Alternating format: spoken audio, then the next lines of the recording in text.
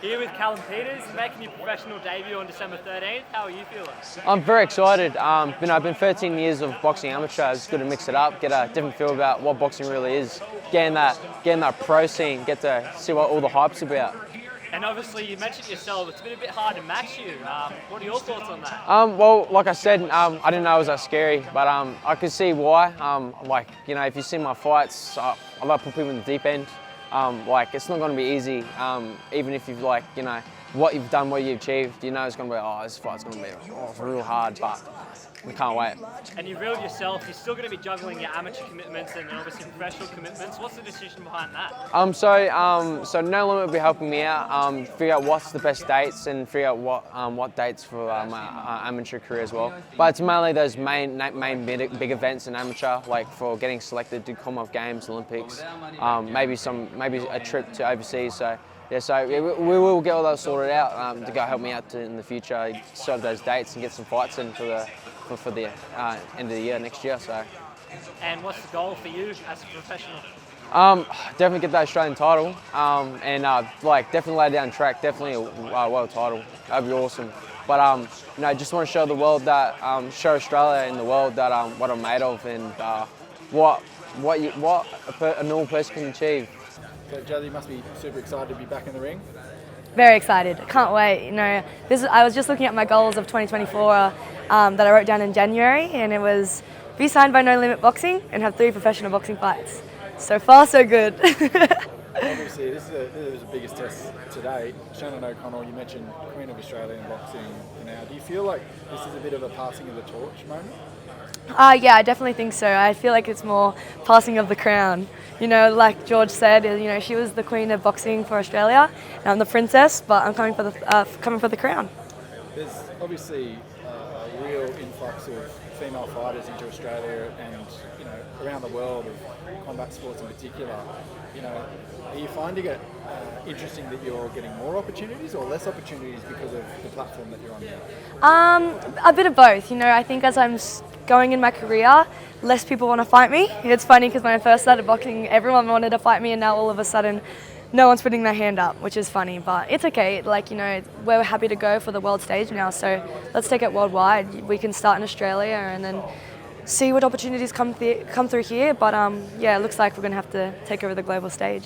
Recently, there was a rumour doing the rounds that you could have been doing some work with Shannon O'Connell before her last fight, but that didn't eventuate because you were already doing work with her opponent. Can you tell us about that? Yeah, it's pretty ironic because I was already planned to spar with Mia, and then I got Shannon wanting to do some sparring as well. I didn't know they were fighting each other, but I was just already locked in with Mia, and that was great rounds. They're world-class rounds. Mia is a warrior in and out of the ring, so it was great. That definitely feel like I leveled up in my skills there by sparring Mia, and it gives you that kind of head over Shannon as well, because I know I've sparred with Mia and held against my own, and Mia beat Shannon. So if you look at it like that, you get a little bit of confidence, and it feels good. Obviously, definitely come forward style. Mia has that come forward style, so does Shannon. So do you feel like you're actually really well prepared, funnily enough, for this fight? Yeah, I think especially from my last fight, I've just leveled up again. I feel like I just keep evolving as a fighter. I'm only 21 years old. I'm going to keep constantly learning and evolving as a boxer, and I feel that every single day I get in the gym, I'm learning something new. I'm perfecting my craft every day. Shannon's on the nose with some fighters. Have you ever found that with Shannon, or for you it's all about the business of boxing? Some people don't like the way she fights, maybe how she presents herself, past and maybe currently. Do you take any of that on board? Look, I just really care about what happens in the ring. Friday the 13th, it's going to be 8 rounds of brutal boxing. And that's all that really matters to me. I don't care about her words. I don't care about what she's got to say about me or what she said about anyone in the past. I have respect for her as a person and as a fighter, but in the ring there's going to be no respect. There was a rumour earlier today that you might have been fighting Chanel Dargan, might have been an interested opponent but didn't want the fight.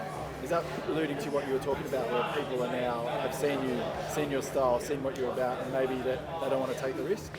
Yeah, there's just been a few girls that have had the opportunity and they didn't have the time, or they weren't prepared enough, or some excuse, whatever. But Yeah, I'm here. I'm ready to take the fights. I'm whatever opportunities come my way, we haven't said no to yet. We could have said no to Shannon, to be fair. If you look on paper, this isn't a fight that I should take. But we're taking the risk, and I'm going to get that win. I'm going to get that belt. I'm going to get that world title ranking, and yeah, let's see. Is that a mentality that like is a family ingrained mentality of fight all fights, take anyone as they come, or is that something that you sort of are doing for yourself? And do you think other fighters need to have more of that mentality in this market? It could be the Muay Thai mentality. You know, I had to fight women at 15 years old. I fought in like a world title, oh sorry, not world title, but like world stages at such a young age. And I've always had that pressure from my parents. Just being like, you know, there's always that pressure of, you know, if you're a par, you got to perform and everything. So I feel like I've taken on that pressure into my own way, but I use that to strive to be better. So I feed off of that pressure. So whatever opportunity, you know, I know it's going to be hard. This is going to be one of the hardest fights in my career, but I'm ready. I'm ready for it to be hard. This is what I want. What would be the point of being a fighter if you're not going to take fights? So yeah, maybe they could take a lesson or two. What can people expect on December 13th? It's going to be fireworks, you know, it's going to be explosive. There's going to be a lot of energy in the ring. There's going to be a lot of energy in the arena. I think it's going to be a great night of fights. Not only myself fighting as a female, but we've got another world title fight on the line. So we've got to support the girls, support the crew, support No Limit. Let's go. Check it out. Here with Desley Robertson, obviously fighting for the IBF World Title on December 13th. How are you feeling? Yeah, good. I feel really good. So from the last fight, we've come leaps and bounds. Obviously, with training, we've hooked in and we've left no stone unturned. But yeah, feel good, feel strong, and yeah, just confident in my ability that I can be the world champ, and I will be. And talk me through, obviously the first fight, highly contested, but what happened in your view? Yeah, crazy. Look, to be honest, it wasn't my hardest fight. I was comfy, just cruising along, and that's a big lesson learnt as well. Like, never get comfortable. So even though, like, I thought I did enough, everyone else thought I did enough. Obviously, the judges didn't see that for whatever reason, but that's just a good lesson to go out and make a statement. If you feel like you're winning, still give it more because you've obviously got more to give. And I did have more to give, so that's what I'm going to bring out in this fight. Obviously, everything that I've got. And like I said afterwards, I said, look, I'm just going to have to start knocking people out to make a statement. And the last two fights I did that. I had early stoppages. The Intercontinental title that I just won, I dropped her, so I didn't get a knockout almost. So yeah, I'm on that mission to hoping for the knockout and finish it early. And you talked about lessons there slightly. What did you learn from your last fight with Kaye? Yeah, obviously, look, to me, like great boxer, but to me she's not a threat. The lesson that I sort of learned is more so within myself that, you know, like nothing that she brought was dangerous or anything. It was more so the fact that I got comfy and I was sweet, I'm winning, next round. And I just think obviously the lesson is if you think you've done enough, do that a little bit more because you just never know what can happen. So yeah. And what do you think's going to happen? Yeah, I think she's going to bring her A game. I'm going to bring my A game. It's going to be a good fight. I think, I'm confident within myself. I feel good. We're training hard. We're doing everything we can. And I've done some really, I've just come off a 10-rounder for the international title. So my experience is getting up there. And I've been in boxing for 21 years. So I can adapt whatever she wants to bring, I can adapt to that as well. So, I think it's going to be a really good fight. Here with Kaye Scott, obviously fighting for the IBF Women's World Title on December 13th. How are you feeling? I'm really, really keen for it. Counting down the days, less than a month to go now. So I just want to get in there and get my hand raised. And obviously, you two both touched on your last fight up on stage. What happened in your eyes for your last fight? To be honest, it was a close fight and I won the fight, and that's what it is in the record books, and I'm just going to make it 2-0 next time against her. So it is what it is. I just think, to be honest, she was a little bit unsportsmanlike afterwards.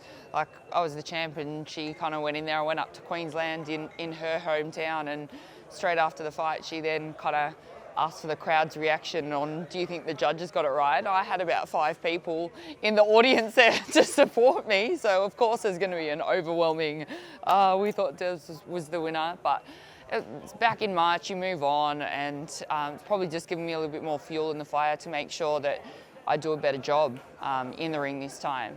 So that's what I'm keen to do. And what lessons did you take from that fight?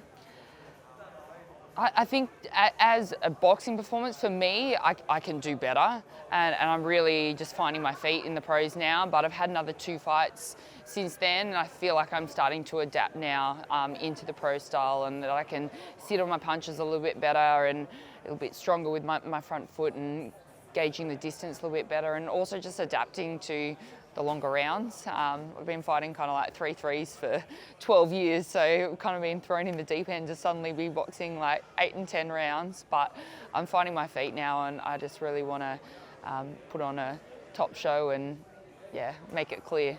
And what happens on December 13th? Honestly, I don't care how it's done, but with my hand raised at the end of it.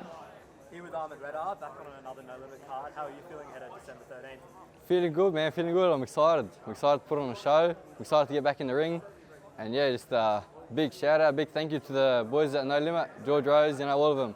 I can't thank them enough for putting me on. I'm excited to go in there and put on another, hectic show for everybody. And obviously, you talked about Harry in the press conference and beforehand. Are you going to call him out after you win on? Hopefully. Look, I don't know. Nothing's planned for that day. Just training hard. Want to go in there, put on a good show. Box, punch on, whatever it is, get the job done. And yeah, once I win, whatever happens, happens. Tune in. And how much do you know of your opponent? Not too much. I've seen little clips of him. He's all right. He's got a hard head. He can take a shot. But yeah, I'm just focused on myself, and yeah, I'm just improving day by day, and just ready to put on a show. And what's going to happen on December 13th? Oh, you guys already know. I don't come without fireworks. So yeah, December 13th is going to be madness. It's going to be a good night of boxing.